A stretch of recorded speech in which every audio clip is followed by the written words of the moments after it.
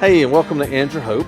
I'm here today. My name is Mark with Rick Gutierrez and Thomas Allen, and we are going to be talking about a topic that's probably close to everybody's heart. The average American home now is $53,000 in debt. So my guess is that if you're watching this video, you as well as us are struggling with some kind of financial burdens. So today we're going to just talk about financial burdens, how we handle those financial burdens, and some things we might could do to maybe alleviate some of those burdens. Rick, you want to just talk to us a little bit about this and what's going on? Sure. That's a profound statistic that you just shared, that $53,000, every household's in that much debt. And that causes a lot of strain. And we know that one of the big issues, even in a marriage, is financial questions, right? And then you throw on top of that debt, and next thing you're trying to navigate life and issues, and you're stressed out of your mind. And I just want to real quick answer why it is that we even feel so much stress to begin with over finances. And it's typically because we are searching to feel something in our heart by looking either at the amount of money we make or what it is that we think money will buy. So we look to our buying power in order to buy contentment or to buy satisfaction, to buy fulfillment. A lot of times we're worried and even stressed about other things, and then what do so many of us do? Retail therapy, and then next thing you know, we're piling on debt, and we're just looking to the things of the world in order to try to solve what is actually not a material problem, but it's ultimately a heart problem or a spiritual problem. One thing I do know is that anytime that we look to the things of the world, we're going to be left wanting. It does not satisfy. Why? Because everything on earth breaks, burns, crashes, corrodes, dies, decays, decomposes, like it erodes, it fades, it fails, it gets moldy, it gets rusty, it gets stolen, it wears out, and it wears down, and that's everything here. So if we're looking to stuff to fulfill us, we're always going to be left wanting. And so what happens? Well, I need a better job to make more money so I can buy more stuff, and then we buy more stuff, and well, that didn't fix it, so now I need more stuff, so we go pursuing the new job with more money, and then next thing you know, we're $53,000 in debt and trying to get out of it, and it's brutalizing to our heart, just trying to navigate the pitfall of stuff is the answer. And you know, J.D. Rockefeller was a millionaire when he was asked the question, what would it take to make you happy? And his answer was just one more dollar. And we know that if it's money that we're seeking, we will never have enough. If it's material things, we will never have enough. But we probably got a lot of folks out there that are sort of like me. You know, I got started in debt when I was a young kid in college and started a cycle of debt that I've carried for a very long time. Thomas, what kind of advice do you have for people that are dealing with debt, and what have you learned about that along the way? Yeah, Mark, I think it's really important for us to remember that this world, just as Rick was just saying, this world does not have all the answers. Right. If we are trying to find the next thing that's going to fulfill that need or that void, then we're never going to find something that's real. Right. And that's what leads us to this debt. So if we can kind of formulate our lives or make a strategy for our lives that we're going to live on what we actually earn. We're going to live on this amount. Then I think that gives us some helpful boundaries for us. For those of us with kids, I think it's important. Our kids want boundaries, right? They want those places where they know, okay, this is too far. And I think as human beings, we all want those boundaries. We need those boundaries that are going to keep us from going off the cliff, from accruing all this debt. And if you are in that situation where you're experiencing that debt and the stress that goes along with that, it's not too late. You can make a plan. You can take a look at your budget, and you can spend some time looking at all these little things and say, you know what, where can I spend my money? How should I spend my money? And the other thing that puts stress, I think, in my life, I think in other people's lives, there are people that I want to help. You know, I see a neighbor in need, or you see someone that you know is going through a very difficult time, natural disasters, and you want to give, and you want to do that, but if we we put ourselves in this prison of debt, we're tying our own hands at that. Right. We're not able to do what our heart really wants to do in reaching out to other people. So I think if you're experiencing this debt, taking a look at who you are and who you really want to be, because I think this financial strategy, all of these things, all of finances really can impact every portion of our lives. That's right. Yeah. I'll add to that sometimes it's just don't go to the mall, as if you can go to the mall anymore. Do malls even exist? I don't even know. That's right. Like going to the store, a lot of times we're content with what we have until you see something that you don't have. Or that's why like advertising is such a powerful thing. Watching TV, and now YouTube is just full of ads, right? Or Facebook feed full of ads, because advertisers are appealing to something in us, right? You need this, you can't live without this, you'll be a better person if you have X, Y, Z. And you got to understand that the strategy, there's a worldly secular strategy to get you to want stuff and to be able to stop, maybe turn off listening to the advertisers, and that the answers that we ultimately need and really are desiring are not found in anything that Nike or Ford or whatever, vendor manufacturer is peddling. It's not necessarily bad in and of itself, but it will never fulfill us. And it's that chronic state of, I've got to keep up with the neighbor. Yeah. I got to give my children more monetarily than I had, Right. which is another actual lie. The stresses of it are incredible. Like it does tell us in Scripture that the wise, the blessed man is the one who leaves an inheritance to his grandchildren. Right. It doesn't even say his children, that he's so good financially that he leaves enough for children and even the generation after them. And right now, I'm afraid that the inheritance is a debt one. Yeah. So we're not only putting ourselves in strain, we're going to put a generation or two already behind the 8 ball. And that's absolutely true. I was thinking when you were saying that, my grandparents actually did leave me an inheritance, and they lived, so like Thomas was saying, they lived paycheck to paycheck. They never bought anything they couldn't afford. They never bought anything on credit. My grandparents were children of the Great Depression. But Thomas, I heard you also mention the word budget, the B word.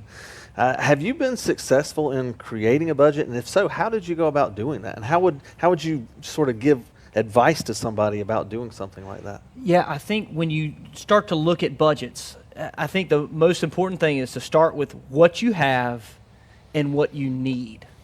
And that word need is a really tricky word because like you were talking about, Rick, when I see an advertisement, I need that. I have to have that. Yeah. That's what's going to do it. But to truly look at the bills that you have to sustain your household. And then once you have that, then you see what the discretionary income is. Right. And also know, if you want to be a generous person, that you have to budget for that. Right. That can put you, being a kind person can put you in a hole just as much as anything else. You have to budget because you have to know what you are living on and what you can afford. And as you're talking there, Rick, too, it reminds me, I want to give my kids the very best. But does that mean the very best stuff? Mm-hmm. Or the best life, the best lessons?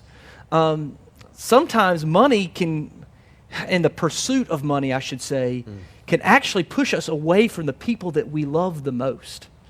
Sometimes in our pursuit of something more physically, we can distance ourselves emotionally, spiritually, physically even, from our very family that we're working for.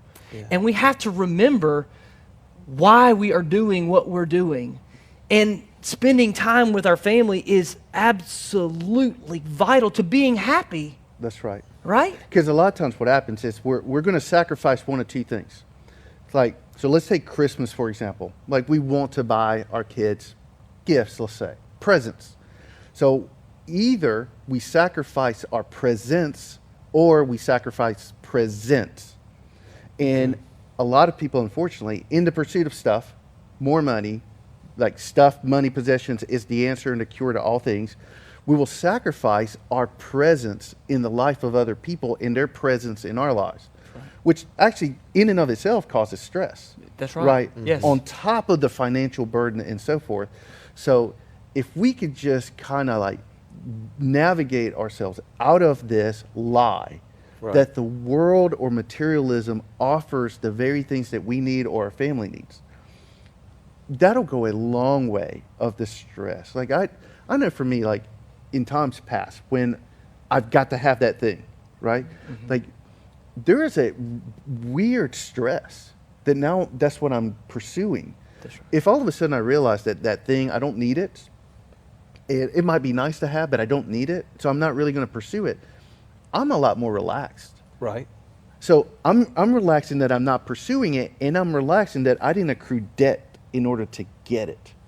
So everything always compounds. Like that's what we always think of money compounding, right? Interest rates, they compound. Bad decisions and good decisions both compound. Bad decisions compound to the negative. Good decisions compound to the positive. So when it comes to money, finances, materialism, and all that, make the decisions that compound to the positive, not to the negative. That sounds great. Now, have either of you found any kind of resources that have helped you financially, that have helped you make wiser decisions? You know, the Bible says that the rich man rules over the poor and the borrower is the slave to the lender. Have you either one found resources that are helpful in financial management and stuff like that? Thomas? Rick? I think it's important, the resources that I've used kind of go along those same principles that we've been talking about. I haven't found a specific one or the other that, because I think every couple, every family needs to look at their specific situation and what is going on with them. So there are some great debt plans out there. If you're in a tremendous amount of debt, well then that's a very important thing. If you're getting ready to go into college, or if you have children that are at that point accruing student loans, making sure that you have a good plan on those sort of things. But I think for me, the biggest thing is that watching where my money is going, making sure that I'm spending my money on the things that I need to. And one other just little trick that just comes to my mind, before you buy something, think about it. Spend some time. Don't impulse buy. I had a friend that would say, they would go into a store and they'd pick something up and they'd walk around the whole store. And if they weren't tired of it by the time they were walking around the whole store, well, then they bought it. Or tell yourself no in that moment. And if then a week or two later you see, wow, I really did have a need for that, then you can go back. It's this idea that if I don't get it now, it's lost, and then I'm losing something so great. It's that pressure, the advertisements, all of that, Right. And stepping beyond that. Yeah. The main resource is if you could find someone who's got some wisdom and talk to them. And I know that if you're watching and you've never put a budget together, let's say, or you're in a lot of debt and don't know how to get out of it, how to strategize out of that, contact us at our churches, at Anthem Church, at Angier Baptist Church, Neels Creek Baptist, or at Kennebec Baptist. And we will gladly sit down with you or someone in our church that has experience helping people to navigate these issues, because they can be complex and stress-inducing just to go through the process. And there are people that are gifted and talented that can help walk someone through a season, because it's usually not just sit down one time and figure something out. A lot of this is trying to figure out why the habits of spending and pursuing stuff, why they're there to begin with. So it's not just kind of numbers crunching.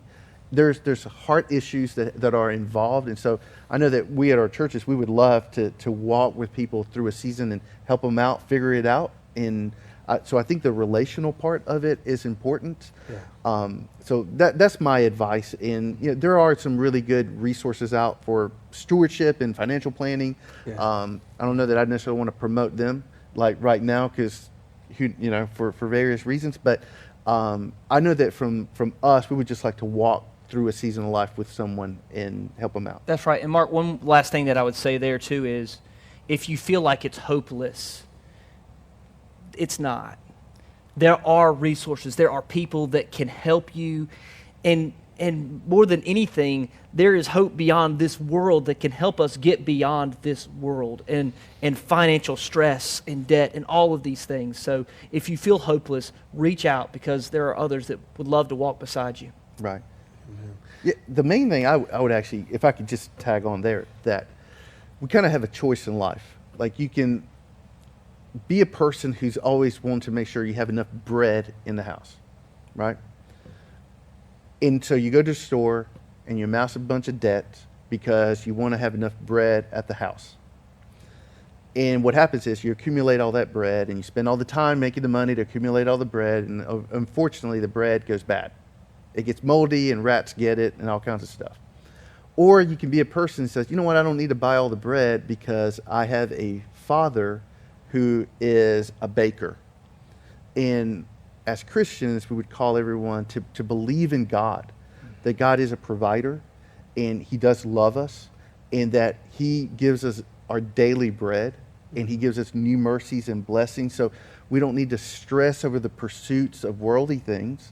We can be satisfied with what it is that God gives us, and then appropriate it with some wisdom so that we can navigate this life with maybe a little bit more at times and a little bit less at others. And it's okay if others have more than us, and help those that are less fortunate. And to learn to steward the finances in the context of there's a Heavenly Father who's just given me enough for me and my family. That's right. Yeah, and I think it is, a good wisdom to understand that stuff doesn't last. 100 years from now, the stuff that we put so much value into is probably going to be in somebody's junkyard. But what's more important is the stuff that is eternal, and those are the things that really matter. I thank both of you guys for just sharing a little bit of sort of financial stewardship wisdom today, and just hope that those of you who are listening may have gained something. Maybe something that you've heard today might help you in your journey, and maybe help you in the journey to get out of debt and out of the stress of being in debt. So from all three of us, I just want to wish you guys a great day. God bless each and every one. And like I said, we're here if you need us. Feel free to look us up anytime. God bless you.